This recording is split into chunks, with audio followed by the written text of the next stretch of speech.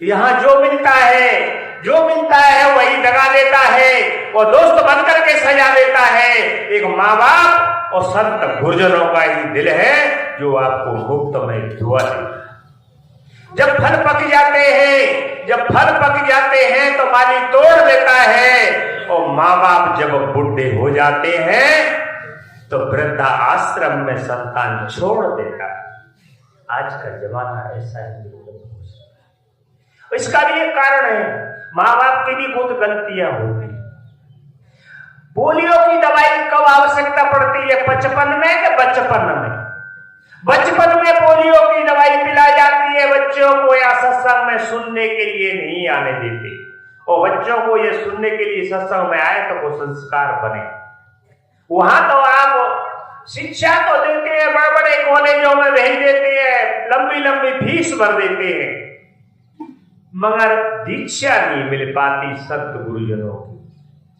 और वास्तव में एक जीवन जीने की कला होती है तो हम दो तरह से जी सकते हैं, या तो कुसंग में जिएंगे या सत्संग में जिएंगे। जीना हमारा दो ही तरह से होता है। आपसे एक विचार करें, अभी किसी भाई और बहन से मैं पूछता हूं कि भैया आपके घर की स्थिति बताओ, तो घर की स्थिति बता देंगे। हमारे घर में, हाँ, हमारे घर में sofa set, TV set, mobile set, गाड़ी सेट, कंगन सेट, वो पता नहीं क्या सब कुछ सेट है, पर मेरा माइंड अपसेट है। ये बंदो, जब माइंड ही अपसेट है तो सारी व्यवस्थाएं अस्त व्यस्त हो जाएंगी कि नहीं हो जाएगी। इनके लिए तो अब बताओ, आपकी गाड़ी खराब हो जाए, पता चल गया कि मेरी गाड़ी खराब है। घड़ी खराब हो जाए, पता चल गया। मोबाइल खराब हो गया, पता चल गया। साइकिल, यानी कोई भी वस्तु खराब हो जाती है उसका पता चल जाता है, मगर हमारा दिमाग खराब हो जाता है उसका पता नहीं चलता। अब इसका ही विचार करें, क्यों नहीं चलता? किसी भी भाई से अभी पूछ ले कि क्यों दिमाग खराब है तो लट्टू लेके आ जाओगे, मेरे का इतने बढ़िया है, क्यों वो खराब?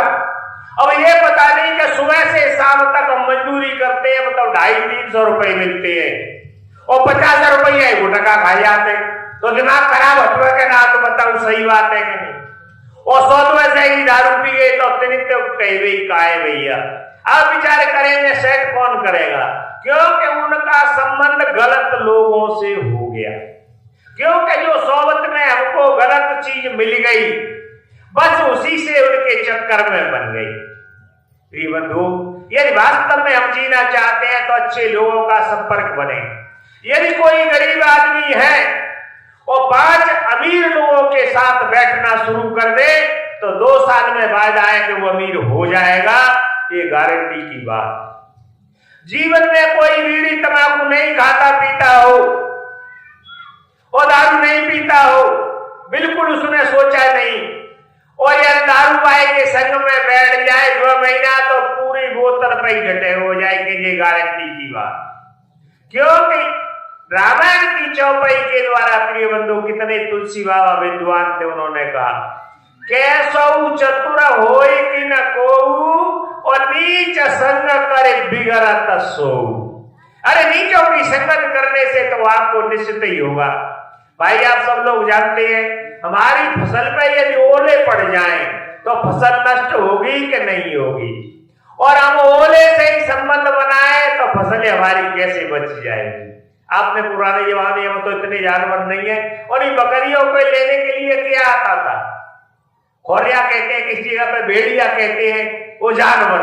और जानवर पकड़ने के लिए किसको आता है? बकरी को।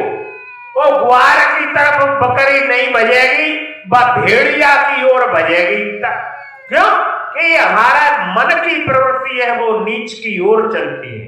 मन हमारा निम्न स्थिति की गति की ओर ले जाता है, तो हमारे मन को समझाने के लिए संतों की आवश्यकता पड़ती है। अब माइंड अपसेट है तो सेट कौन करेगा? आपने देखा होगा मार्केट में सबके सेंटर मिल जाएंगे, mobile repair centre, motorcycle repair centre सबके मिल जाएंगे, मगर आपने कभी हमारे जो माइंड अपसेट है उसका कहीं मिला है गैरेज? कहीं नहीं मिला। फिर ये बंधु वो चलता फिरता गैरेज आपके यहाँ आया हुआ है, ये माइंड अपसेट है, उसी को सेट करने के लिए आए भैया। आपका जो दिमाग पंचर है उसको जोड़ने के लिए संत आए हुए हैं और राजी हुए तो वह पंचर है जुड़ो भाई। बात ये चलता फिरता जो जड़ जंगम तीर्थ राजू, जिस पर से तीर्थ राज में जंगम यानी जितने भी जंग लगे जाए थे सब छूटते कहा कि संतों के पास आकर के मिलती है, पर हम संतों की बात नहीं सुनना चाहते। हर भाई कह देता है कि हमको फुर्सत नहीं है सत्संग की। कभी किसी भाई ने कहा कि मुझे भोजन की फुर्सत नहीं मिली है, कभी कहा है कि हमको लेटर जाने की फुर्सत नहीं मिली है, पर सत्संग की जरूर नहीं कह देंगे हमारा बिल्कुल समय नहीं मिल रहा, क्या करें महाराज, घर गृहस्थी की तनी कमाई है और बैठे बैठे गप्पा लड़ाई लेंगे। एक आदमी एक दिन में एक बंडल पी जाए, एक बीड़ी पीने में 5 मिनट लगाती है, यहाँ लगे जाते हो 20 बीड़ी पी गए तो 1.5 घंटा लगभग 1.5 घंटा सत्संग भाई सुन जाए तो निश्चित परिवर्तन आ जाएगा। क्योंकि एक शब्द गुरुदेव का ताका अनंत विचार और था के मुनियन पंडिता को करो विचार। अरे उसका विचार करिए, एक शब्द भी यदि संतों का लग जाता है तो परिवर्तन आता है। कोई भाई कहे कि डॉक्टर तो बहुत बढ़िया है पर मरीज ठीक होना नहीं चाहे तो भैया डॉक्टर क्या करेगा इसमें। तो मरीज ठीक होने का भी विचार अंदर से संकल्प ले लें कि हमसे बड़ी भूलें हो चुकी हैं आज तक जीवन में, उन भूलों का सुधार कर ले। और यदि वास्तव में जिस भाई ने जो भूलों का सुधार नहीं किया तो जीवन में पश्चाताप की आग में जलना पड़ेगा। छोटा सा विचार करके देखें कि जो हमारे कर्म बंधन होते हैं वो निश्चित हमको भुगतने पड़ते हैं। कल्पना करो कि सामने एक सुंदर बगीचा है और बगीचे में बड़े सुंदर सुंदर फल लगे हुए हैं, और जब फल लगे हैं तो आप देखेंगे कि किसने देखे फल, आंख ने। अब मन में आया कि भैया फलों को तोड़ ले, तो पैरों को आदेश दिया, पैर चल करके पेड़ के पास पहुंच जाते हैं। पेड़ के पास पहुंच गए, पैर पहुंचा सकते हैं पर तोड़ नहीं सकते। फिर हमारे विचार आया मन में कि हाथ को आदेश दो, हाथ ने आदेश दिया, हाथ ने फल तोड़ लिया। अब हाथ फल तोड़ सकता है पर खा नहीं सकता। हाथ ने फल खा दे दिया मुंह को, मुंह ने फल खा लिया, मुंह फल खा सकता है पर रख नहीं सकता, उसने अपने पेट को दे दिया और पेट में भी सारा रस बन के जहां था इंद्रियों को बांट दिया। अब इतनी देर में बगीचे वाले भाई ने हमको देख लिया, अच्छा फल तोड़े हमारे, तुमने चोरी की, मारा डंडा पीठ में। तो फिर आंसू कहाँ आए भैया, आंख में आंसू आए। अब को बैठ के रो रही है, आंख रो रही है, तो गलती कहां से हुई, आंख से। मेरे बंधुओं जो गलती करता है प्रकृति में, लोग जो होते ना मानंदी वाले, वो तो कहते हैं परमात्मा की क्षमा नहीं है, परिवार की संत कहते हैं कि जो हम गलती करेंगे निश्चित हमको काटनी पड़ेगी। आज हम जो जिनको लोग पीड़ा देते हैं वो पीड़ा लौट के आपके पास आएगी। हम माँ बाप को ये संकट देते हैं, कष्ट देते हैं, हमारी भी संतान इसी तरह से हमको परेशान करेगी। क्योंकि हम माँ बाप को परेशान करते हैं तो फिर निश्चित हमारी संतान वही सीखेगी, वही करेगी, वही पीड़ा हमको मिलने वाली है। जैसे हम जस किया तस पायो होर मैया राम, हम जैसा कर रहे हैं वैसा ही हमको मिलेगा। आज तक कभी एक बार बताओ, आप बोए पेड़ बबूर के तो आम कहां से खाए। जब आप आम का पेड़ बोएंगे तो फल किसके मिलेंगे, और बबूल बोएंगे तो कांटे ही मिलेंगे। हम जिंदगी भर ऐसा ही करते चले आए, अच्छे लोगों का हमने साथ नहीं किया। हम अच्छे लोगों का साथ करते तो निश्चित ही हमारा जीवन सफल हो जाता। हम घटिया लोगों के पास पहुंच गए और घटिया से ही हमने संबंध बनाया तो वो बढ़िया बात कभी कर ही नहीं सकते हैं। इसलिए हमको अच्छे लोगों को संबंध बनाने चाहिए। कहे संत जान दे वही, और जब चेते तो तब ते सही। जब से हमारी भूल हो गई कोई बात नहीं, अज्ञानता में एक बच्चा बिस्तर में पेशाब कर लेता है और बड़ा वही बच्चा हो जाए, फिर उससे कहे चले 50 रुपए दूंगा भैया, उसकी माताजी कहे पिताजी कहे के 50 रुपए देता हूं और मिठाई खिलाऊंगा, अब इस बिस्तर पे पेशाब कर दे। क्या वो बच्चा पेशाब कर सकता है? कभी नहीं करेगा। और वो हम 50 साल के है गए, 60 साल के है गए, अभी भी सुधरना नहीं चाहते। 5 घंटा पीटते बंधवे की तैयारी है गई, रोज धक्का मुक्की है रही है, दारू पी के सकरी सड़क पर रही है, 30 फुट की हमारा पे बनना रहे। बताओ कैसे हमारी जीवन में सुधार हो सकता है। और जीवन में सुधार यदि आदत लग जाती है तो अच्छे लोगों के सानिध्य में बैठ जाओ, बिल्कुल सुधर सकते हैं। देखो अच्छे लोगों के सानिध्य में अंगुलमाल डाकू गौतम बुद्ध भगवान के साथ में आ गए, परिवर्तन आ गया। रत्नाकर डाकू से और वो वाल्मीकि ऋषि बन गए, क्योंकि हमारे मन में परिवर्तन आया। गुरु के शब्दों से सुना, अच्छे लोगों से संबंध बनाएंगे, निश्चित ही मनुष्य से बढ़िया दुनिया में कोई हानि नहीं मिली और मनुष्य ज्यादा घटिया काम कोई करता नहीं है।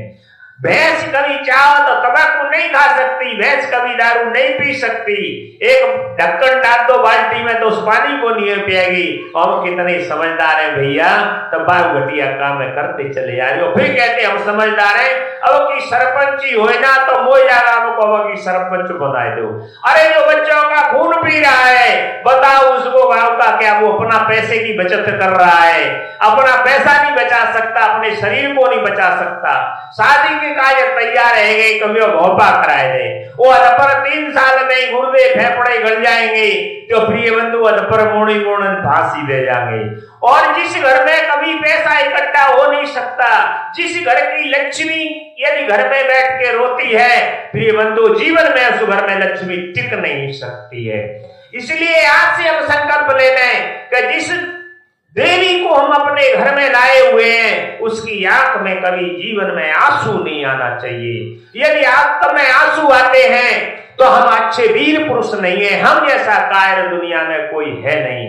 जिस बेटी ने अपने माँ बाप को छोड़ा, परिवार को छोड़ा, वो आपका परिवार बढ़ाने के लिए, और हम सबको जीवन दिया तुम सबको, और उसी को आप इतनी पीड़ा देते हैं, क्योंकि दारू पी के चले आए, जो कान में दे दे, तो बताओ क्या आपको आशीर्वाद देती होगी, रोती होगी मेरी किस्मत में क्या हुआ। तो आप ऐसे वीर बने कि जिससे आपकी समझदारी से घर में आंसू नहीं आना चाहिए। यदि आप वीर हैं तो, और वैसे ही कोरे वीर कहते फिर रहे हैं हम बड़ा भाई लंबे वीर आदमी है, और वीर कहाँ है, जो अड्डा है भैया मैंने तमाकू ना मिल पाई मारे गो भैया, बीड़ी नहीं मिल पाई तो कहते मारे गो, 2 घंटा से बीड़ी ना मिली, और तब का कह रहे हैं बड़ा भाई वीर है। देखो देवी की पूजा कर सकते हैं नकली की, पर असली देवी की पूजा तो प्रिय बंधु कौन सी होती है, हमारे घर में जो देवी है बस उसी की पूजा वही है। पूजा वो ये नहीं कहते उसकी आती, बस उसकी आंख में आंसू नहीं आ जाए, आपकी पूरी देवी वही है। आप घर की लक्ष्मी बोलते हैं, आपने सभी देखो सरस्वती पर बैठी मिल जाएगी कमल के फूल पे, पर लक्ष्मी कहीं आपको भी खड़ी मिलेगी, बैठी नहीं मिलेगी। और लक्ष्मी की आंख में आंसू आ गए तो तैयार ठाड़ी हाल बात जागेगा, तैयार बात है। देख लेना, आपने तस्वीर में देखा होगा तो लक्ष्मी की मूर्ति कहीं बैठी नहीं मिलेगी, क्यों वो चालू खड़ी हुई है। और आंख में आंसू आ गए तो आपके घर में 1 घंटे ठहर नहीं सकती है, ये वायदा है। और आंख में आंसू नहीं आवेंगे तो घर की लक्ष्मी बिल्कुल निश्चित ही आपके घर में खड़ी रहेगी, 24 घंटे आपकी सेवा में खड़ी रहेगी। और आप वीर बनते हैं, महिला में चाटे मार दिए, उसका परिवार में कोई नहीं, सारे परिवार छोड़ दिया। आप ऐसे वीर हैं तो सेना में भर्ती कायदी हो जाते, पाकिस्तान से जाके लड़िए, देश के बॉर्डर पे पहुंच जाइए, वहां नहीं यहाँ लड़ने के लिए तैयार हो जाते हैं। सिक्का में पौआ पी के सर कर देते हैं, सिक्का में काय उल्टी पढ़ाइयां डर रही है।